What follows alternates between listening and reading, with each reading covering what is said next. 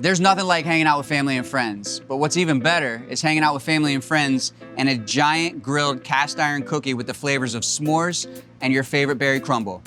I think you guys are gonna really like this one.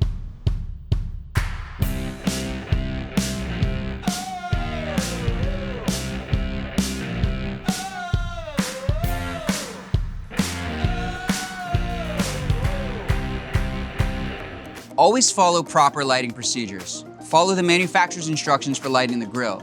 Keep the lid open and never lean over the grill when lighting it. A lot of people don't know that you can actually use your grill for baking. The interesting thing about having propane is that you can actually control the temperature a lot better than you can with solid fuel.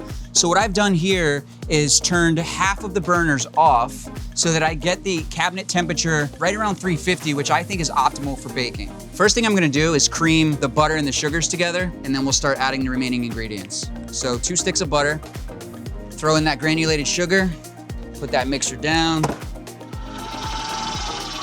And you can pretty much tell when it's close, when it starts to like whip out to the sides of the bowl.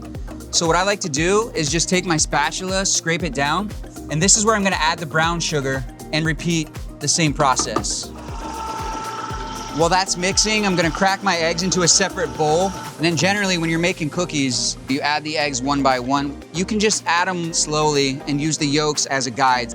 Now we're gonna start adding our dry ingredients. I like to mix all the dry ingredients in one bowl. So I've got in here my flour, baking powder, a little bit of salt, and then to get like that graham crackery flavor into the cookie, I'm gonna add some cinnamon to this as well. Give it just a little bit of a mix. I mean, we're just baking cookies outside. So at this point, I've got the mixer a bit lower so that the flour doesn't like shoot out all over the cutting board or into the pool. Now most cookies call for like vanilla bean or vanilla extract, and what I've got here are some vanilla marshmallows. So the marshmallow part of the s'mores is actually gonna be these vanilla flavored marshmallows. And this is also gonna give it like that s'mores kind of stretch that everyone's looking for. So we'll add all the chocolate into the batter as well. Just let it mix for like a couple seconds.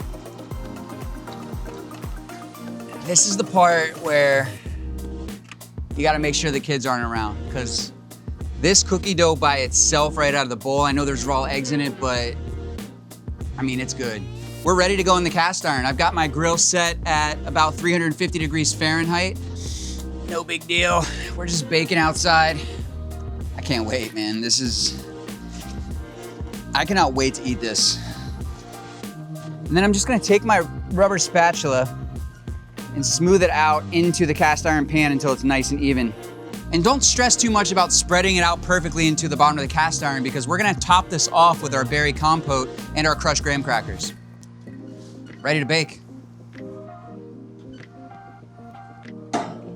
So I'm putting this on the side of the grill that's actually off so that there's indirect heat. So we'll close this. We wanna keep all that heat inside the grill, and we don't wanna open this grill for at least 20 minutes. So just let that thing do its thing. Now we're gonna make our berry compote. I've got 3 cups of berries. In this case, I'm using blackberries, raspberries, and blueberries. Now for every cup of berries, you need about 1 teaspoon of cornstarch. That'll help thicken the berries and make it nice and jammy. Next thing I'm gonna add is 1 vanilla bean. What I like to do is split it in half. And then after I split it, I take my paring knife and scrape it down the bean and leave the actual inside of the bean on the outside of the pod so that it falls into the compote as it's cooking. And then I've also got some blood oranges. I like to take the zest off the oranges and put that right into the pot as well. And then we're gonna take the juice from the inside of the orange and squeeze that in too. And then last, I'm gonna add about half a cup of sugar. And now we're ready to make our berry compote. Carry this over to our propane burner and let the grill do the work. So we're gonna cook these berries on the propane burner until they're nice and glazed. So after the berries are finished cooking, the cookie's finished baking, we're gonna marry all these things together. So this cookie is baked perfectly. So now we're just gonna top this s'mores cast iron cookie with this berry compote. And the finishing touch, some broken up graham crackers to give it that crumble texture. This thing is done, and I think the girls are gonna love it. All I gotta do is go light that propane fire pit, set this thing down, and enjoy dessert by the fire.